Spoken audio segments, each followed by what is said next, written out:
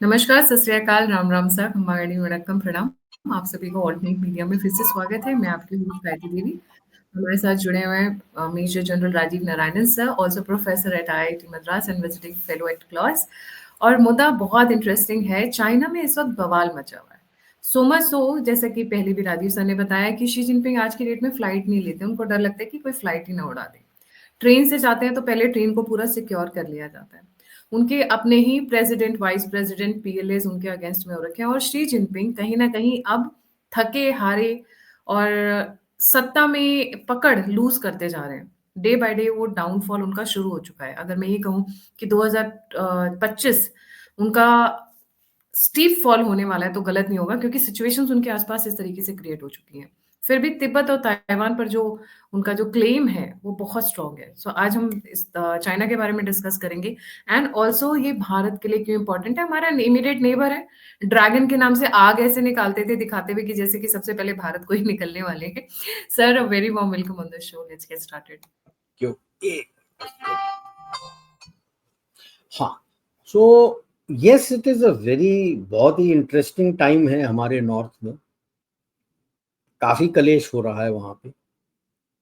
पिछले साल अगस्त से ही, बिगिनिंग अगस्त से ही शी जिनपिंग जनरली लग रहा है कि ये स्टार्टेड लूजिंग कंट्रोल, क्योंकि वो जो प्लेनम होना था, जो एक्चुअली अक्टूबर में होता है, उन्होंने अगस्त में किया। पहला स्पीच दिया, आउट।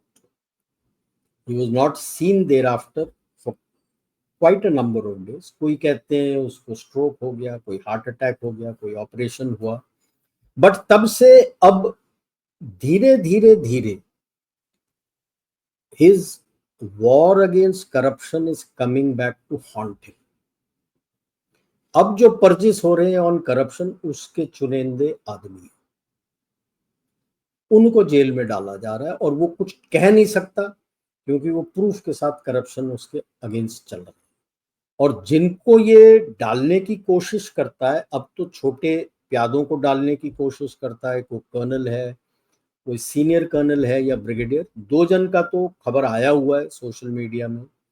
अगस्त में एक कर्नल को पकड़ने गए थे, उसने गोली मार के वो 4 में से 2 इन्वेस्टिगेटर को मार दिया और फिर अपने आप को मार लिया। अक्टूबर में एक senior colonel who is equivalent to our brigadier rank, उसको इन्वेस्टिगेट करने गए थे। चारों इन्वेस्टिगेटर्स को गोली मार के मार दिया उसने। उनके जो गार्ड थे, उन्होंने इसको गोली मारा है और मारा है। ये हालत है। This is the situation in PLA. अब खबर आई है, कितना कंफर्म्ड है पता नहीं। All officers in PLA move with loaded weapon 24/7। ये, और अगर ये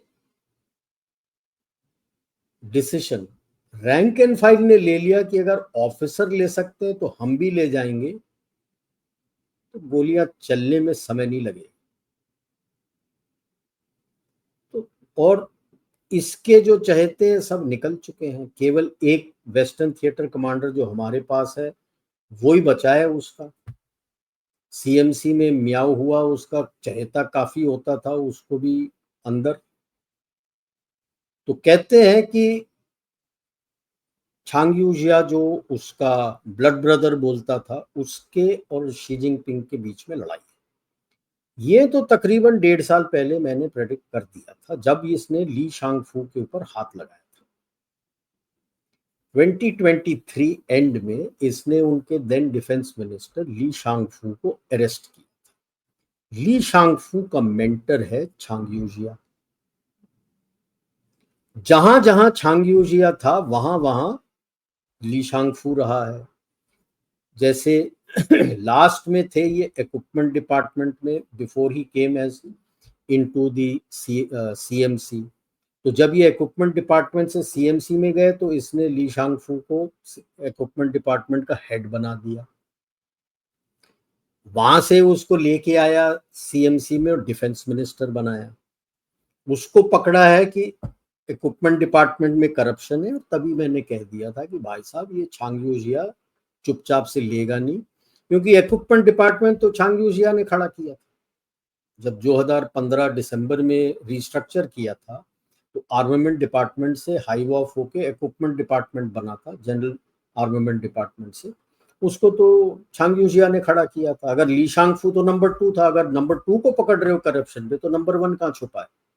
that means it's a direct threat to Zhang Youxia, और वही अभी खुल के आ रहा है। और लग रहा है कि पाला अभी चांग यूजिया का भारी हो गया है। उधर सीएमसी में घमासान चल रहा है और सीपीसी में कि उसकी बीवी और काइची है जो उसका बटलरी कह लो यार, जब से वो जेजियांग फूजियान सब उसी के साथ पीए टाइप ही चलता चला आया था। उसको जो मेन जनरल ऑफिस है सीपीसी का जो कोऑर्डिनेट करता है उस पर बैठा दिया था, वो काइची है। एक वांग वूनिंग है जिसको मैं ग्रेट सर्वाइवर बोलता हूँ, वो जियांग जेमिन से लेके चला आ रहा है अभी तक। नॉर्मली जब एक जनरल सेक्रेटरी चेंज होता है तो दूसरा वाला अपना स्टाफ लेके आता है। Wang Huning survive till now. वो बेसिकली पब्लिसिस्ट है, स्पीच राइटर है। He is the Goebbels of the CPC, जो peaceful rise, harmonious rise, 3 cannots, 5 haves, those nots, ये सारा कुछ वो लिख के देता है। ये उसकी काबिलियत, फुल स्टॉप। और तीसरा है वो प्रीमियर ली चियांग, जिसको खुद कुछ नहीं आता। Premier is suppose to be looking after economy, उसको खुद कुछ नहीं आता है। उसके अगेंस्ट तो इसको लेके आने से पहले तो इसके global times which is the mouthpiece of CPC, इसके अगेंस्ट इतने लिखे हुए थे। अब ये 3 है और इसकी बीवी है जो बेसिकली नौटंकीबाज है, वो तो गाना गाती है और कुछ नहीं आता उसको। हाँ, she was a major general. सब कोई कहेगा कि ये तो पीएलए की मेजर जनरल है। She is the major general of entertainment services and she is a folk singer. अब कितना दिमाग होगा इनको इनमें इकोनॉमी चलाने में, I leave it to your guess. अब सीपीसी में इतना डर लगा हुआ है कि जो भी इकोनॉमिस्ट आके निकल के बोलता है कि हमको ये करना चाहिए, वो करना चाहिए, ये जो कर रहे हो आप गलत है, अंदर जेल में। कौन बोलेगा इनको? इकोनॉमी का तो कचरा हो गया। कहते हैं ना, जल में रह के मगरमच्छ से बैर नहीं करना चाहिए। आपकी पूरी इकोनॉमी वेस्ट के साथ और यूएस के साथ एक्सपोर्ट पे डिपेंडेंट था, आपने उन्हीं से बैर ले ली। उनको आंख दिखाने लगे, बीआरआई को दिखा के आप आंख दिखाने लगे। क्या हुआ? उसके बाद कोविड हो गया, वो थोड़ा कम करने लगे। कोविड हो गया, उनकी आर्थिक व्यवस्था ठप हो गई। अब वो खरीद नहीं सकते, चाहे भी तो खरीद नहीं सकते, पैसे नहीं है। तो आपकी इकोनॉमी जो 70% आपकी जीडीपी को सपोर्ट करती थी एक्सपोर्ट, इज नाउ एट 37%। ये मैं नहीं कर रहा, उनके बंदे कह रहे कि हमारा एक्सपोर्ट इज ओनली 37%। बचा जो था, internal consumption was barely about 1%, and the balance close to 30% was all from realty sector. Realty sector chapter close, finish. अब बता लो, जो 2 मेन आपका एंटिटी था आपके जीडीपी का, खत्म हो गया। You never depended on internal consumption. आप बोल रहे हो लोगों को कि खरीद लो, वो पहले बोलते हैं कि साले पैसे तो दे जेब में, तब तो खरीदो। जब पैसे नहीं है, companies don't have money. So these days, people over 40, 45 are being sacked and they are bringing in younger people, क्योंकि जैसे 45 से ऊपर जाते हैं, हायर रंग ऑफ पे स्केल में जा रहे हैं, विच दे कांट अफोर्ड। नीचे रंग पे लेके आ रहे हैं बंदों को, ग्रेजुएट्स को, कि भाई आप आ जाए, क्योंकि he'll start at the lowest scale and there is nothing that the chap has. To get your money out of the bank, you need a police clearance form वगैरह डाल के, and where you have to tell कि पैसे कहाँ से आए।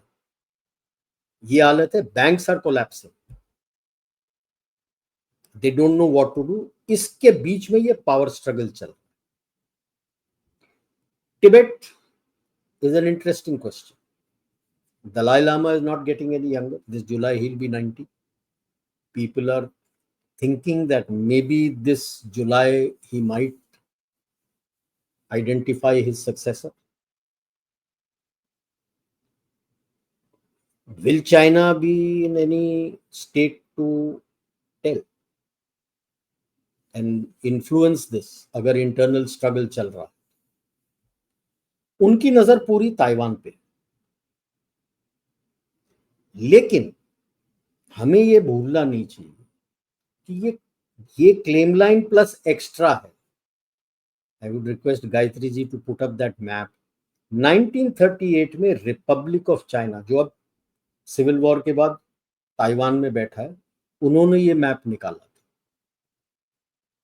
This is the claim line of China made in 1938 by the Republic of China. आज तक ताइवान ने इसको रिसेंड नहीं किया. Just look at the claim line. Your whole of Ladakh, Gilgit Baltistan, whole of North Pakistan, Punjab संजाब पूरा खा रहा है वो. अफगानिस्तान खा रहा है. वाकान कॉरिडोर, सेंट्रल एशिया देखो कितना ले रहा है. मंगोलिया, रशिया का फार ईस्ट, सेनकाकू, ताइवान, एंड हम तो वो 9 डैश लाइन की बात कर रहे हैं. मतलब virtually is coming in right down up to northern portion of Indonesia. ये है क्लेम लाइन जो बोल रहा है, ये हमारा है. Then when you look at communist China, उसने तो छोटा ही हिस्सा निकाला है, यहां से ज्यादा निकाला ही नहीं है. सो ये देख लो कहां तक आ गया है. पूरा Malaysia, Singapore, complete Malacca straits, Malaysia Singapore पूरा लेके ऊपर जा रहा है. पूरा नॉर्थ ईस्ट भी क्लेम किया हुआ है हमारा इसमें. North east, north Jammu east and virtually ले रहा है पूरा. हम्म, पूरा नॉर्थ ईस्ट आपका ले रहा है. Is not just your Arunachal. आपको तो असम वसम भी पूरा खा के जा रहा है.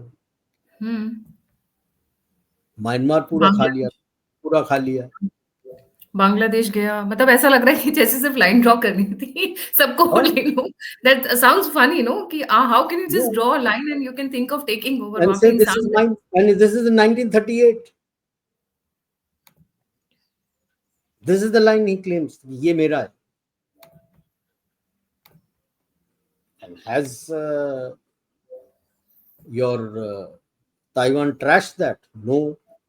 The 9 dash line जिसकी हम बात करते हैं, it began as 11 dash line made by Chiang Kai-shek. Mao Tse-tung dropped the Haiphong Bay, जो तब नॉर्थ वियतनाम के साथ था, हाईफोंग बे, उसके 2 डैश लाइंस गिरा दिए. कि उन्होंने ही बोला था हो ची मिन ने कि भाई अच्छा नहीं लगता, आप मेरे दोस्त हो, आप हमको हेल्प कर रहे हो और हमारा इलाका क्लेम कर रहे हो, तो उसने वो ड्रॉप किया. That is how 11 became 9. अब वो अलग बात है कि अब नए मैप में 13 डैश वो ताइवान के पीछे भी ले गया. But everything, all those maps, 11 dash line was made by Chiang Kai-shek. This 1938 line was made by Chiang Kai-shek.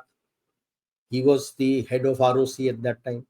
Has Taiwan till today cancelled this map or the claim line? No. So don't be under the impression that Taiwan अगर आ जाएगा वहां पे तो आपके साथ relations ठीक हो जाएंगे. जब तक वो वीक है चुप रहेगा. जैसी उसमें ताकत आएगा वो उसमें वो भी हान ही है. He will also claim that line. So ये नॉर्थ वियतनाम में, ये जहां पे पैरासल आइलैंड्स दिखा है उसके ऊपर उसके लेफ्ट साइड में, दैट इज हाईफोंग बे एरिया. वहां पे 2 डैश थे. That was the 11 dash line. ठीक है. तो अब 13 डैश लाइन करके बना दी. तो अभी ये है. And we have to be clear, except for a brief period during Ming Dynasty, Taiwan was never part of China. Never ever. Till the Republic of China and the Nationalist Army moved there in 49 after defeat. It used to be called by the Britishers as Formosa. And it was controlled by Japan after that, in Second World War. But Ming Dynasty के time, around 17th century, for a brief period they were there.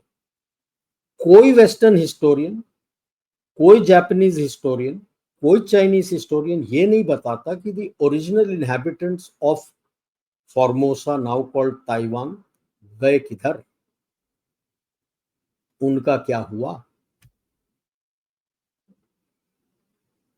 Okay, so now that is what is Taiwan. And कितने भी हेकड़ी दिखा दे ये कि भाई मैं इसको amphibious attack करके ये ले लूंगा, इसके नेवी में और इसके फौज में वो दम नहीं है। They don't have the capability. उसको समझाने के लिए एक अलग हमने इसके ऊपर डिस्कशन किया हुआ है, मेरा एक आपको वीडियो मिल जाएगा at some point in time, Gayatri ji बताएंगे तो we can discuss on her channel कि can PLA capture Taiwan, just forget it, काबिलियत ही नहीं है। और इसीलिए जो वॉरमोंगर्स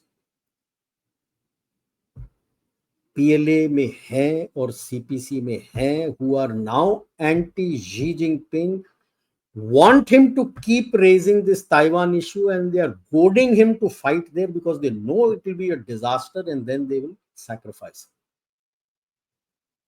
and they will eliminate him. They feel कि अगर ये हो जाता है, वो हार जाता है, तो CPC will survive. Today the survival of the Communist Party of China is on the table. होगा कि नहीं 2025 या 2026 तक लास्ट करेगा कि नहीं पीआरसी में जो बैठे उनको खुद को पता नहीं। क्यों? इनका एक ल्यू शाओची करके एक प्रेसिडेंट होता था 68-69 में, or rather I should call him chairman. There is no appointment of president in China. It's a fallacy of the West. He is called the chairman. 3 main appointment है इनके, chairman, then is the general secretary of the party and the chairman of the CMC. The power rests with the general secretary of the party and the chairman of the CMC. जब दोनों हो जाते हैं तो it becomes very powerful because the general secretary controls the party and the chairman of the CMC controls the army, PLA. The chairman of PRC is a titular head. He has no powers. When Mao sacked him, he had all the powers with him. He purged him during the Cultural Revolution. क्यों purge किया? क्योंकि माओ चाहता था कि PLA को deploy करे for the purging of all the intelligentsia and other things, कि red brigade से हो नहीं रहा था। लियू शाओची वाज अगेंस्ट इट, तो उसको पर्ज किया, जेल में डाला, जेल में मार दिया। उसका बेटा है retired major general from the PLA, Liu Yuan. He retired as the political commissar. He was a political commissar, a political worker. The princelings. Princelings कौन है? जो जिनके बाप दादा कम्युनिस्ट पार्टी के लीडर्स रहे, उनके बच्चों को प्रिंसलिंग्स बोलते हैं। ठीक है, सारे प्रिंसलिंग्स उसके साथ हैं, काफी पीएलए वाले लोग उसके साथ हैं। इसने ओपन चैलेंज पिछले साल अक्टूबर नवंबर से शी जिनपिंग को दिया हुआ है कि China should not be a single party rule. China should be a parliamentary form of socialistic democracy. And that is the language of the youth. They want democracy. This they have learned from the Taiwanese elections. वहां गए थे, and from there they have come back and the Taiwanese have said we can teach you. वो क्या सिखाएंगे? हम सिखा देंगे। Taiwan तो बिकेम अ डेमोक्रेसी अराउंड 96। उसके पहले तो डिक्टेटरशिप था, चांग काई शेक का डिक्टेटरशिप था, उसके बाद तो उसका बेटा डिक्टेटर था। हाँ, बोलते हैं कि 90 में इलेक्शंस हुए थे तो सिंगल पार्टी था ना, 96 में ही तो दूसरा पार्टी बना है, तो डेमोक्रेसी तो 96 से आया है, हमारा तो सदियों से। But that apart, now this is the language which the public have and the public is very angry with the communist party. क्यों? Communist Party under Deng Xiaoping had a deal with the public. उनका deal हुआ था क्या? हम तुम्हारे सब rights निकाल देंगे, हमारा कंटिन्यूड रूल आप क्वेश्चन नहीं करोगे, we will give you economic prosperity. अब तो इकोनॉमिक प्रॉस्पेरिटी तो कूड़ेदाने में गई, जितना राइट्स क्या निकाला और राइट्स निकाल दिया उन्होंने, कोई राइट्स ही नहीं बची। मुंह खोलो तो जेल में, पैसे निकालने दे नहीं रहे, जॉब्स है नहीं। अब रिवर्स माइग्रेशन हो रहा है कि भाई थोड़ा बहुत पैसा जो बचा है वहां जाके रूरल एरिया में छोटा जमीन ले लेंगे, खेती बाड़ी करेंगे, कुछ तो खाने को मिलेगा। ये हालत है आज के चाइना। कई लोग कहते हैं नहीं नहीं अभी भी बहुत स्ट्रांग है। जीरो। ऑल दिस की इतने परसेंट ग्रोथ हो रहा है, इतने परसेंट ग्रोथ हो रहा है, मेरे हिसाब से is built up by all these western institutions, क्योंकि उनके इतने पैसे अटके हुए हैं। उन्होंने तो सारा लो एंड मीडियम टेक का धंधा चाइना को दे रखा है। द मोमेंट दीज इंस्टीट्यूशन से चाइना हैज कोलैप्स्ड, वो तो सारे छोड़ के आ जाएंगे। वो एमएनसीज और वो कंपनीज को क्या लेना देना चीन के साथ, उनको पैसे बनाने। अगर खत्म हो गया तो वो तो आ जाएंगे, तो आने लगे हैं। The biggest is BlackRock and Vanguard, two leading asset management companies, plus they have investment in multiple sectors of business, who also manage the assets of the Crown Council outside of USA. The second biggest office they had was in China. बंद करके दोनों ने भारत में office खोल दिया।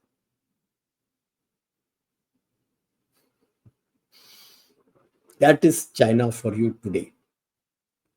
तो इसीलिए मैं कह रहा हूं कि जो हमने अभी, अगर उनके लोगों के पास जो खुंदक में घूम रहे हैं, even the veterans, retired soldiers are up in arms, उनको पेंशन नहीं मिल रहे हैं। Lot of it has to be given by the provinces are bankrupt, the banks are bankrupt. अगर उनको हथियार आ जाता है तो क्या होगा? Civil war. बिल्कुल सिविल वॉर। अभी तो बस छांग जिया ने तो अपना टोपी फेंक दिया है कि पीएलए मेरा है। But Liu Yuan people have a lot of respect for Liu Yuan as yet. For whatever work he may have done in PLA, they still trust him. He has a lot of support within the Communist Party. उसने अभी तक टोपी नहीं फेंका है। कौन होगा, क्या होगा? तो हम वेट क्यों करें?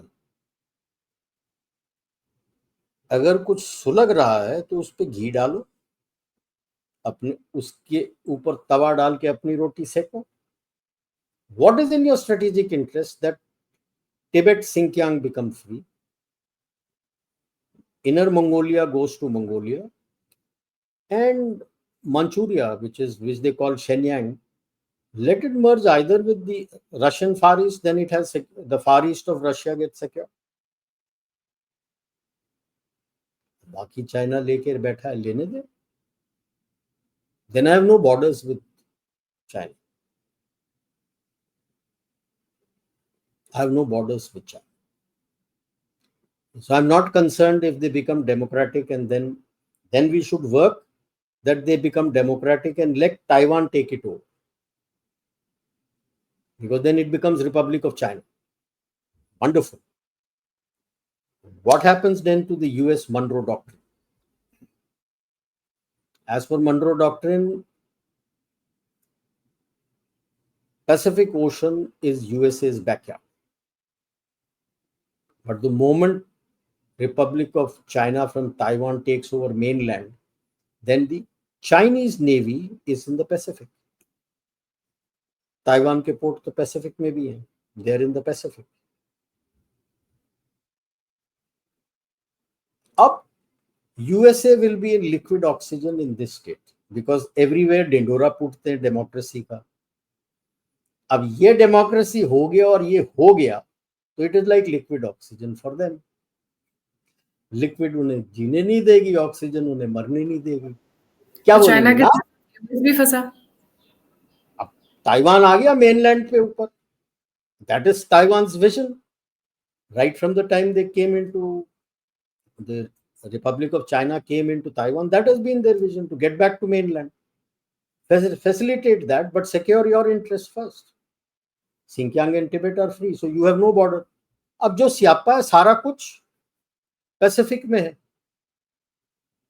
दूसरा सियापा मेडिटेरेनियन और अटलांटिक की तरफ होता रहेगा। Relatively, Indian Ocean then becomes a zone of peace compared to these places.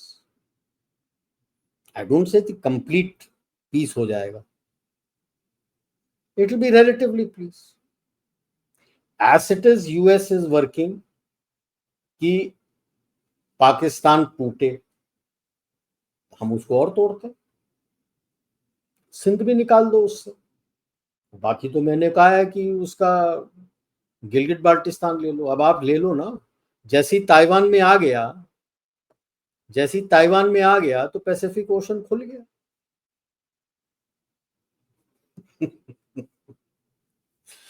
तो क्या करेगा अब USA?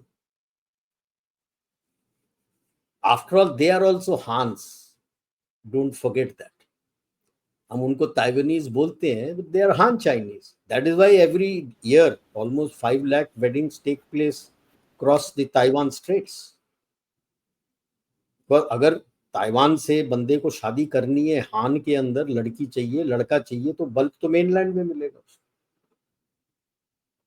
There's still weddings going on despite whatever painting of picture their politicians or their the US can keep screaming. शादियां हो रही हैं अभी भी 5 लाख एनुअली, ये हमें नहीं भूलना चाहिए। और इधर उधर से आप गिलगिट बाल्टिस्तान निकाल लो, नीचे से सिंध निकाल दो, तो बचा क्या? पंजाब। पंजाब क्या कर लेगा? तिब्बत पे इनका रिएक्शन नहीं आएगा अगर ताइवान चाइना ले लेता है, तो तिब्बत भारत की तरफ हमें लेना चाहिए। या बिल्कुल इंडिपेंडेंट। और वहां पे इतना जल्दी होगा नहीं ना, टर्मोइल होगा,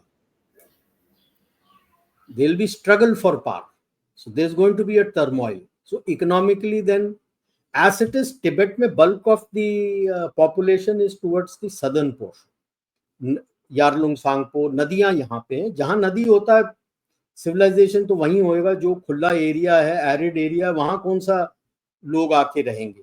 पानी के पास ही पानी चाहिए ना आपको।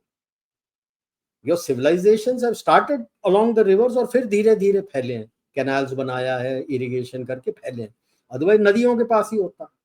That is why you call it Saraswati Sindhu, Ganga Brahmaputra, Godavari basin, Narmada basin, Krishna basin, Kaveri basin क्यों बोलते हैं? वो इसलिए क्योंकि नदियों के साथ ही सिविलाइजेशन शुरू होता है ना। तो तिब्बत में तो बल्क साउथ में ही रहेंगे, ऊपर तो पूरा एरिड है, और थोड़ा बहुत नॉर्थ पे है जहां से और वो नदियां निकलती हैं आपकी, यांगसे वगैरह निकलती हैं, थोड़ा बहुत उस साइड है। तो south and east Tibet is where people stay and the border is with you. आपका जो पुराना होता था, before you decided to shut shop in the 50s and 60s, you had all your trading post available. अब सड़कें बना दीजिए आपको। और तिब्बत से जब उसको इंडिपेंडेंट देते हैं आप, कैलाश मानसरोवर का एरिया अपने लिए ले लो, merge it with India. No, even if you look religiously, तो तिब्बत तो भारत के साथ ही एसोसिएट होता है, पूरा बुद्धिस्ट। बट आई एम आप सेइंग चाहे मानसरोवर वाला जो है वो रख लो, एंड आपका ट्रेड वगैरह सब तिब्बत के साथ शुरू हो जाएगा। So what hold China was thinking of holding, this is the time you have, the coming 2-3 years, 4 years, this is the time you have to sort out these issues once and for all. ये sort out नहीं किया, बाकी चीज करते रहोगे, तो the security challenge overhang will always be there with you. So you need to sort out your security issues also, along with your geo economics जो आप बोल रहे हैं कि सप्लाई चेन ले आओ, ये ले आओ, वो ले आओ। तो सिक्योरिटी भी आपके पास अगर आ जाता है तो देन ये स्टेबल आपके पास हो जाता है। जब ये हो जाता है पूरा, और आपका नेगोशिएशंस भी हो गया है, साथ साथ चल रहा है, जो ये एलसीएम कबाल है खत्म, उनका उनका जो कुछ काम है खत्म हो गया। वो बाकी वेस्ट एशिया में होता रहेगा, जब खत्म होगा होगा वो। but their activities in your region gets limited. And then people realize that yes, ये Indian Ocean region में India can be the net security provider. Global south भी आपके ऊपर रहेगा कि हाँ यार ये ठीक काम करता है, सब कुछ कर लेता है, सॉर्ट आउट कर लेता है, हमारे लिए भी काम कर रहा है. Then your standing in whichever organization, whether it's a restructured UN or whether it's a restructured G20, जो भी है global institution, your standing becomes strong. Because before 2029, I see that there should be a change in the structure of the UN, especially the UN Security Council. What does Britain bring to the table? What does France bring to the table? What does China bring to the table today? Apart from weapons, what does Russia bring to the table today? Nothing. USA is the one which brings technology. Russia brings defense technology. बाकी क्या लाते हैं? कुछ नहीं. You bring more to the table than them. Even in terms of contribution, monetarily also, we contribute a lot. Everything. You bring more to the table. और ये छुपा नहीं है कि सारे ग्लोबल साउथ वगैरह तो यूएन जनरल असेंबली में यूएन को ही लताड़ते हैं कि भाई India is our UN, because सारा सपोर्ट तो क्राइसिस के टाइम में like covid and other times India दे रहा है. तुम क्या दे रहे हो? तुम कुछ भी नहीं दे रहे हो. The countries there were trying to hoard the food grains that we were sending to increase the price so that they can benefit when it is sent to the global south. That is why India stopped giving it to them and said country to country हम देंगे. ये हालत है, वो लताड़ते हैं उनको. So ये जो पीरियड है coming 2-3 years is going to be a big journey. Sir, जो शुरू में कहा था stay strong and stay course, आप जो रास्ते में जा रहे हो सही जा रहे हो. हाँ, you were saying something. So Taiwan being one, Tibet being second, Tibet towards India side जो हम देख रहे हैं next 3 years में, that is what we said in the earlier discussion कि the map is going to change. Bharat का map बदलने वाला है. Eastern, Western, Northern चीन सारी का तरफ. मैप भी दिखा देते जो हमने आपके पास है वो दिखा देते. सर मुझे ऐसा क्यों लगता है कि जिस तरीके से टर्मोइल चाइना के अंदर चल रहा है वो अपने ही वेट के नीचे दबा जा रहा है और वो बहुत जल्दी कोलैप्स करेगा, मे बी डिसइंटीग्रेट ऑल्सो. सी टंग शाओपिंग ने कहा था इनको चुपचाप रहने के लिए 100 साल के लिए, और आ गया बंदा शी जिनपिंग जो मेगलोमेनियक है कि भाई मी माई सेल्फ, मेरा नाम आना चाहिए, and everything fell down. So I am saying Tibet and Xinjiang, these become independent, तो ऑटोमेटिकली आपका अक्साई चीन आ जाता है. आप गिलगिट बाल्टिस्तान वेस्ट पे ले लो. ये चाइना है, इतना देना है नहीं देना है, that can be seen whether this portion should go to Xinjiang or should it go to अपना टिबेट, बिकॉज दिस पोर्शन, ये जो एरिया है ये गांसू है, दिस इज वेरी क्रिटिकल.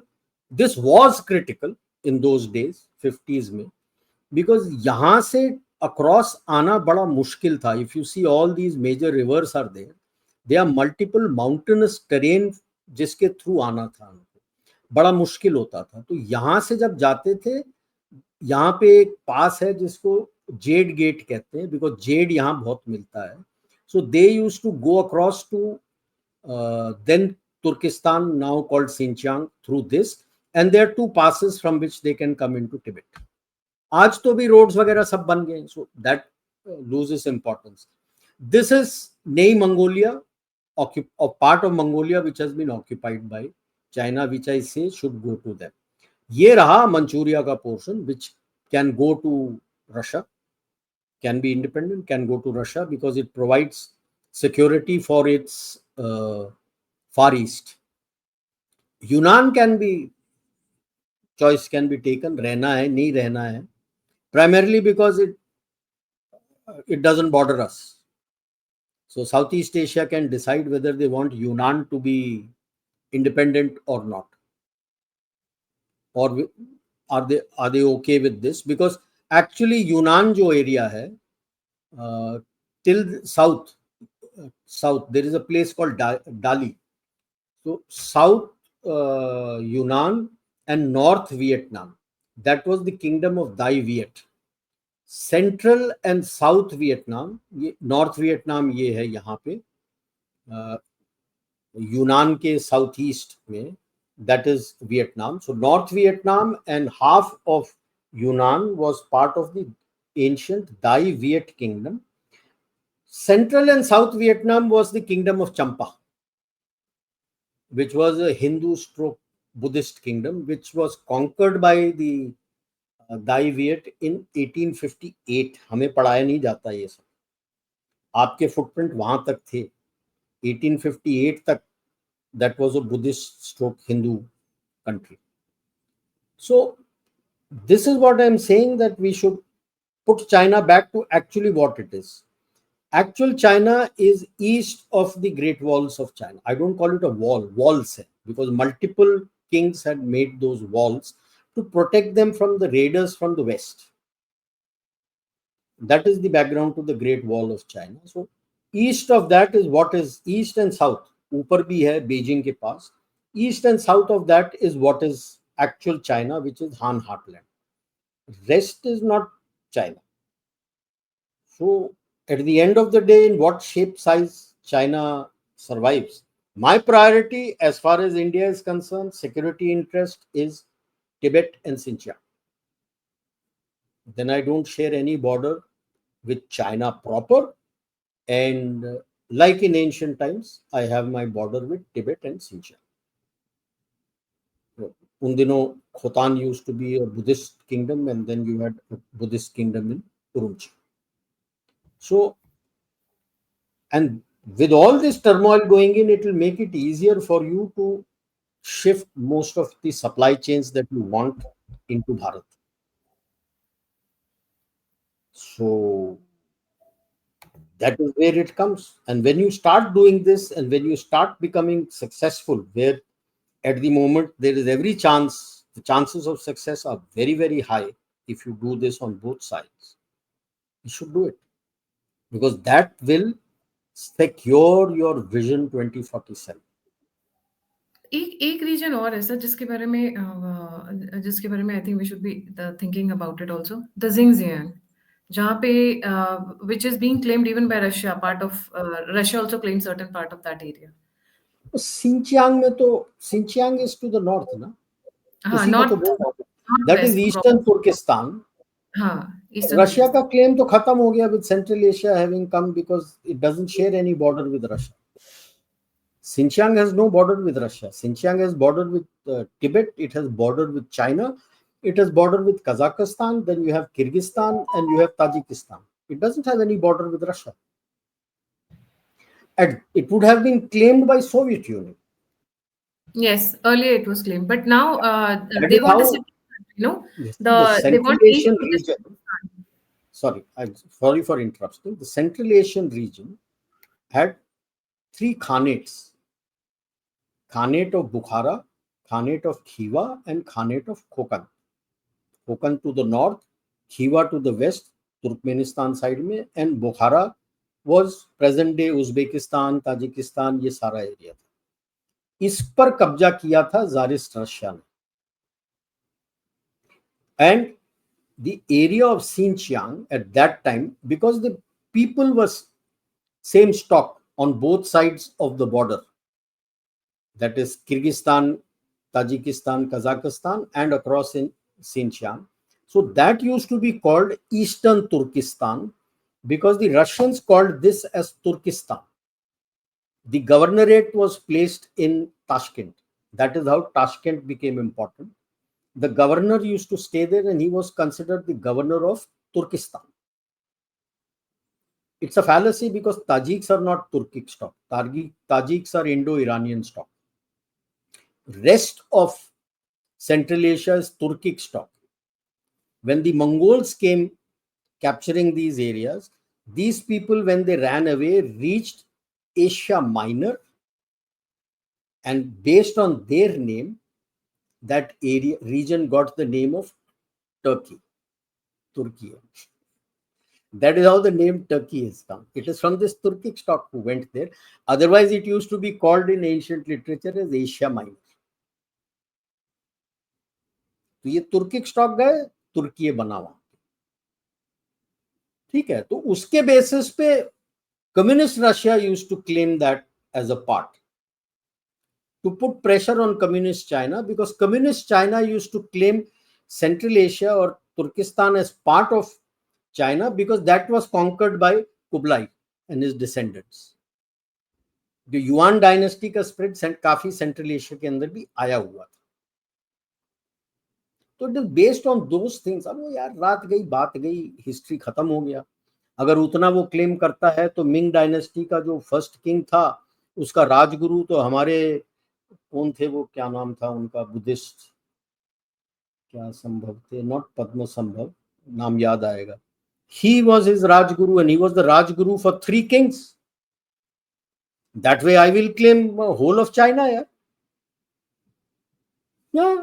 अगर वो क्लेम है तो मैं पूरे चाइना को क्लेम करता हूं कि वो तो तेरे किंग का गुरु था, वो इसने सिखाया सब कुछ तेरे को। All the Buddhism came from India, so I lay claim on whole of China. No, we should start that narrative. मतलब रशिया का उतना क्लेम नहीं रहेगा। Russian claim is more on Manchuria. Manchuria, Though Manchuria used to be part of, it was a separate dynasty, Jin dynasty. They had more links to Mongols. Yeah, they had more links to, because this was Mongolia. They had more links to Mongols. But this was claimed by Russia. It was conquered by Japan also. But Russia के साथ फिर क्या होता है कि इनका ये उसके बगल में Vladivostok and far east region, the far east region become secure. इनके जो नीचे एक छोटा सा आइलैंड है, ल्याओनिंग जहां लिखा है उसके नीचे आइलैंड है, वहां पे this was captured by Russia, held by Russia, it's called Port Arthur. वो अभी डालियान पोर्ट उसके पास है। ये नीचे नीचे नीचे छोटा सा राउंडल है, ल्याओनिंग के साउथ ईस्ट ओशन के अंदर आप देखो एक छोटा सा बॉर्डर के साथ राउंडल है, ऊपर ऊपर ऊपर ऊपर ऊपर आइलैंड है। हाँ ये यहाँ आगे आगे आप हाथ एरो ले आओ, हाँ ये यहाँ पे there is a port called Port Arthur. 1895 में Japanese had attacked this and captured it at very, very, very heavy cost. That was held by the Russians. That was Russian territory. वहां कब्जा करने के बाद ही the Japanese were able to capture Manchuria and then come into China. So there is a lot of history behind that area. So that's why I said you can take a call. If Russia feels कि independent है या Mongolia के साथ है, no problem. Because Mongolia then doesn't stay landlocked. They also get ports. We also get ports, in fact. इसीलिए already India is in touch with Mongolia. A lot of things have started going on with वो सब Mongolia. सोचना पड़ता है, but मेरे security के लिए ये 2 इलाके तिब्बत और सिंचियांग अगर निकल जाते हैं चीन के कब्जे से, I have a relatively stable border. So ये हो जाता है तो आपका vision 2047 has more chances of success. Because like I said, it becomes relatively stable.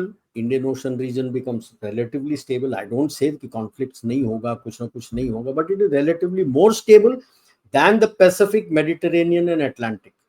Atlantic region में तो वो रशिया के साथ उनका खुंदक तो चलाता रहेगा, US वो तो बंद होने नहीं देगा. Because I don't see a peace treaty, I see more of an armistice out there, ceasefire and armistice like between North and South Korea. So the weapons industry of US is happy. ये जो middle east में अभी struggle शुरू हो गया है, जो पिछले इसमें बताया था आपका सीरिया, इजराइल, ये तो अभी चलता रहेगा, टाइम लगेगा. And to sort them out, the hardline Islamists, now the US and the West is playing the game of making them fight against each other. और दोनों साइड को एक तरफ से एक, दूसरी तरफ से दूसरा हथियार सप्लाई करते रहेंगे. They'll be happy laughing their way to the banks और वो आपस में लड़ मरते रहेंगे. So that turmoil will carry on out there. Indian Ocean region, इधर पे पैसिफिक में जैसे ही ताइवान या रिपब्लिक ऑफ चाइना का नेवी आ जाता है तो यूएस में नॉट बी हैप्पी। क्या करेगा, क्या नहीं करेगा, क्या क्या निकालेगा, क्या होगा। So that is an area of concern left, because then international trade के लिए जो वेस्टर्न पैसिफिक से अंदर जा रहा था, देन यू हैव टू सी क्या करेगा यूएस। हमारा एरिया में तो प्रॉब्लम ही नहीं होता। Once you have बिल्कुल। secured Chittagong in that place, north east को जगह है, ऊपर चिकन नेक को आपने सॉर्ट आउट कर रखा है, नीचे आपका है, आप करो जो करना है। सो ये अपॉर्चुनिटी है। I don't deny people, one step of people will keep talking about the weaknesses and threats, yes, but I'm a more optimistic sort of a person, so I look at the strengths and the opportunities that you get. So if you can work towards using the opportunity, the other person, if you're not working towards your opportunity, तो दूसरा side आपके weakness को exploit करेगा। अगर आप अपने opportunities लेके उसके वीकनेस को एक्सप्लॉइट करने रखते हो, तो वो उतने ताकत से आपके वीकनेस को एक्सप्लॉइट करने में काबिल नहीं होगा। ये मैं नहीं कहता कि एक्सप्लॉइट नहीं करेगा, मगर उतने ताकत से नहीं कर पाएगा, उतने शिद्दत से नहीं कर पाएगा, क्योंकि उसके घर में आग लगी। जब अपने, जैसे मैंने बोला था कि क्या हुआ जब इस्लामिस्ट ग्लोबल साउथ में सब तरफ कर रहे थे, वेस्ट तो खुश था। अब जब जूते वहां पड़ने लगे तो अब रो रहे हैं।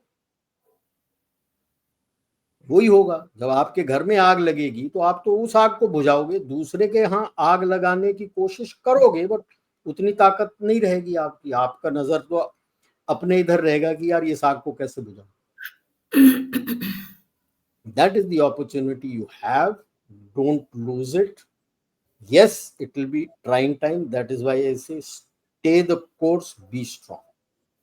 और दोबारा जो पिछले इसमें मैंने बताया था कि अगर चीख पुकार होती है आपके विरुद्ध, मतलब आप सही जा रहे हो, दर्द हो रहा है, दुखती रग पे आपने हाथ रख दिया है, उनको बहुत दर्द हो रहा है, हाथ हटाओ नहीं, उस रास्ते चलते चलो। जी, thank you so much sir for joining, और let's see, keep our fingers crossed. Tibet Bharat में आ जाए तो बड़ा मजा आ जाएगा। मेरे को बहुत सारी मॉनेस्ट्रीज बहुत सारी मॉनेस्ट्रीज जानी है। कभी कोई धर्मशाला गए तो वहाँ की मॉनेस्ट्रीज में जरूर जाइएगा, बहुत बहुत सुकून मिलता है वहां जाके। It's very I met peaceful. Dalai Lama also in या मैक्लियोडगंज। अच्छा, उनके मैक्लियोडगंज में है सारा, हाँ धर्मशाला के सारा पास ही है। मॉनेस्ट्रीज सब वही है, Been there, Dharamshala. I met him. I met his then prime minister in exile also. वहां पे भी मत्था टेक के आए हैं उनके मंदिर में। So yes, it's a जी nice thing. जी, thank you so much sir for joining. जाने से पहले सभी व्यूअर्स से रिक्वेस्ट है, प्लीज लाइक, सब्सक्राइब और शेयर करना ना भूलें। और अगर आप कंट्रीब्यूट करना चाहते हैं, मुझे डोनेट करना चाहते हैं, सपोर्ट करना चाहते हैं, तो नंबर स्क्रीन के ऊपर है। आप फीडबैक देना चाहते हैं, राजीव सर से कोई टॉपिक रिक्वेस्ट करना चाहते हैं, मुझसे जुड़ना चाहते हैं, तो सभी के सभी लिंक्स डिस्क्रिप्शन बॉक्स में। इसी के साथ जय हिंद, जय श्री राम, हर हर महादेव। जय भारत।